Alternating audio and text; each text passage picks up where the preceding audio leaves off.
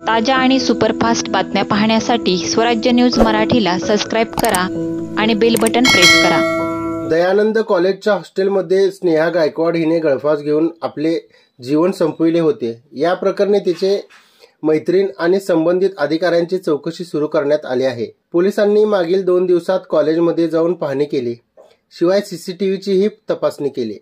मंगळवारी सकाळी स्नेहाच्या वडिलांनी तिला सकाळी 10 वाजण्याच्या सुमारास हॉस्टेलवर आणून सोडले होते।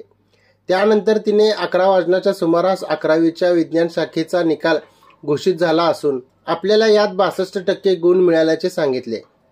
अशाच प्रकारे तिने आपल्या भावाला आणि इतर नातेवाईकांना फोन करून सांगितले। दरम्यान दुपारी 3 वाजेपर्यंत ती हॉस्टेलमध्येच होती। 3 नंतर ती हॉस्टेल सोडून बाहेर फिरण्यासाठी गेली।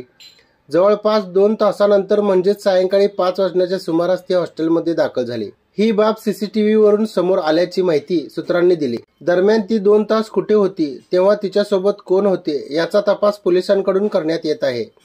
या घटनेचा तपास सहाय्यक पोलीस निरीक्षक विष्णू गायकवाड हे करीत आहेत। स्नेहा गायकवाड हिने आत्महत्येपूर्वी चिठ्ठी लिहिली होती। यात तिने आत्महत्येला कोणालाही जबाबदार राहू नये असे सांगितले होते, पण ती दुपारी 3 पर्यंत चांगली होती आणि हॉस्टेलच्या बाहेर जाऊन येताच तिने गळफास घेतला। यामुळे या 2 तासात काय घडलं असेल याचा शोधही घेत असल्याची माहिती सूत्रांनी दिली।